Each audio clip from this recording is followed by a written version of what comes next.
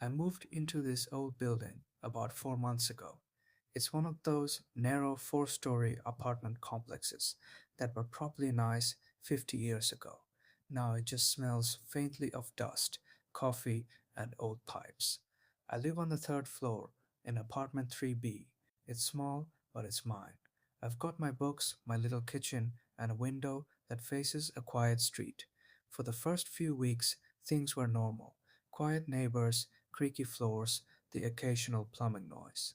But then, around the second month, I started noticing something strange.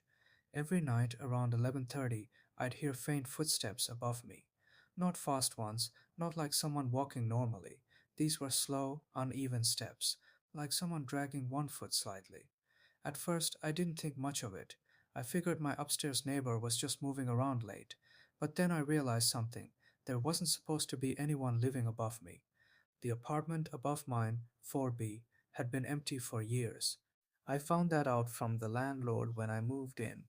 He told me the top floor was closed off for renovation, said the plumbing was bad and the ceiling leaked, so no one stayed there. So why were there footsteps every night? I tried to brush it off. Old buildings make noise, but then one night it got louder. I woke up around 1 a.m. to this rhythmic thud, drag sound coming from directly above my bed. I lay there staring at the ceiling, heart pounding. It went on for a few minutes, then stopped. I was too scared to go check, but the next morning, curiosity got the better of me. I went up the narrow staircase to the fourth floor. The hallway was dusty, the lights flickered, and the air was cold like the windows had been open for a long time. The door to 4B had a do not enter sign taped across it. The lock was old and rusted, but the door itself looked scratched, like someone had tried to claw their way out. That freaked me out enough to head back downstairs. I told myself maybe animals got in somehow, maybe raccoons or stray cats. That night it started again, but this time it wasn't just footsteps. I heard something fall, a heavy thud that rattled my light fixture, then silence. Then came this faint, almost muffled sound, like someone whispering right against the floorboards. I couldn't make out the words, but it was deliberate. I recorded it the next night on my phone. When I played it back the next morning, I heard the same whispering, clearer this time. It said, "He's here now." I didn't sleep for 2 days after that. I called the landlord, told him about the noises, the scratches, everything. He sounded nervous, said he'd check it out later that week. When he came by, I followed him upstairs. He had to force the door open because the lock was jammed. Inside, it was freezing. There were old boxes, broken furniture, and one chair in the middle of the room. The strange part? The dust on the floor showed clear footprints, fresh ones, leading from the window to the chair, and stopping right above where my bed would be below. The landlord's face went pale. He didn't say much, just locked the place back up and told me not to worry about it. That night it got worse. Around 2 a.m., I woke up to the ceiling creaking louder than ever. Something heavy moved, slow, steady, until it stopped right above my bed again.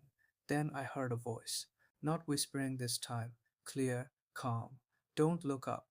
I froze. My eyes were open, staring at the ceiling, but I didn't move. Something started pressing down from above. The ceiling bowed slightly, like someone was pushing their palm against it from the other side. The plaster cracked, dust rained down, and I swear I saw the faint outline of a handprint forming through the ceiling paint. I screamed and bolted out of the apartment. I spent the rest of the night in my car. The next morning, I went to the landlord's office to demand an explanation. They told me the man who used to live in 4B before they sealed it off had been found dead in his chair about 5 years ago. No one discovered him for days. The floor had started leaking down into the apartment below, mine. Apparently, his name was Henry, and he'd lived there alone for decades. They said he used to sit in that same chair every night, staring out the window until sunrise. I moved out the next week, but last night I stayed at my friend's place, an entirely different part of town, and at 11:30 as I was drifting off to sleep, my phone buzzed with a motion alert from the old security camera I forgot to unplug. It showed the empty apartment.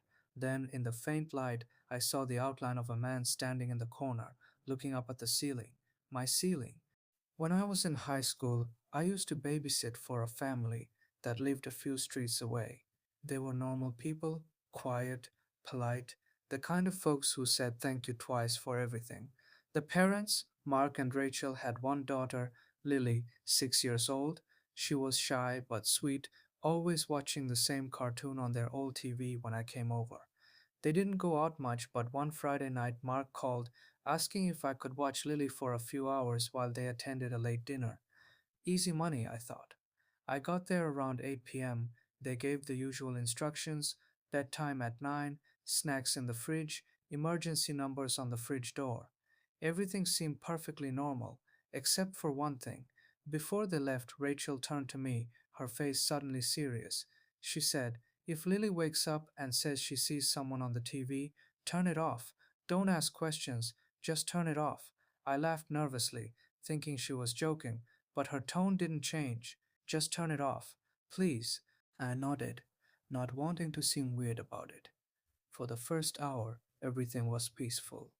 Lily was asleep upstairs, the house was quiet, and I was half watching some movie while scrolling through my phone. Then, around 9:30, I heard footsteps upstairs, soft, quick ones, like a child running. I went up and found Lily standing at the end of the hallway, her stuffed rabbit hanging from one hand. Her eyes were wide. "Did you wake up, sweetie?" I asked. She nodded slowly, pointing toward her room.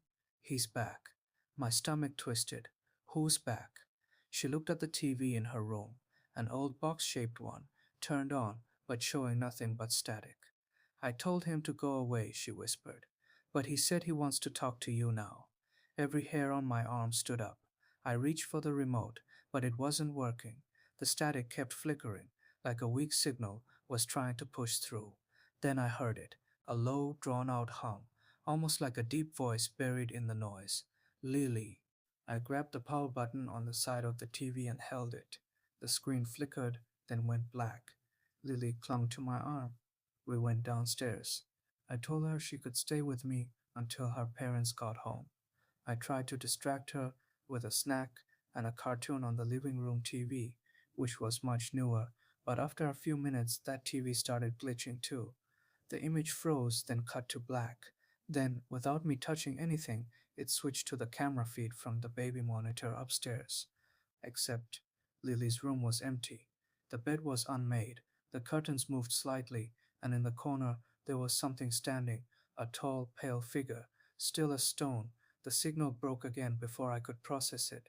I yanked the TV cord from the wall. The screen died with a faint hiss. Lily started crying softly. I tried to stay calm, told her everything was fine, but I didn't believe it. For the next hour, nothing happened. I sat near the front door with Lily asleep on the couch, just waiting for the parents to come home. When they finally did, Rachel took one look at me and froze. "Did the TV turn on again?" I nodded slowly. "It wasn't just that," I saw. She cut me off. "Don't describe him." Her voice cracked. She knelt down to check Lily, who was fast asleep now, then stood and whispered, "We thought it stopped when we moved." I didn't know what to say. Mark came in from the kitchen, pale faced, holding a framed photo I hadn't noticed before. He turned it toward me. It was Lily's room, but with a man in the corner. Same height, same build, same posture I saw on the TV, except the photo was dated 3 years before they'd even moved into this house. I work for the city maintenance department, and last year we started a major renovation project on an old storm drain system that runs beneath the outskirts of town. Most people don't even know it's there. It's like a forgotten underground maze that stretches for miles.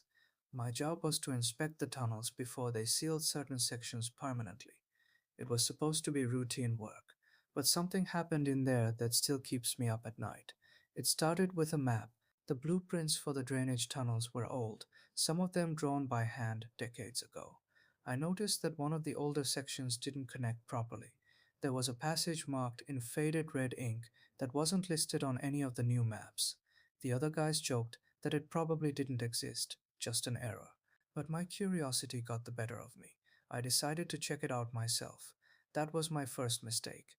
I entered through the south access hatch near the industrial park.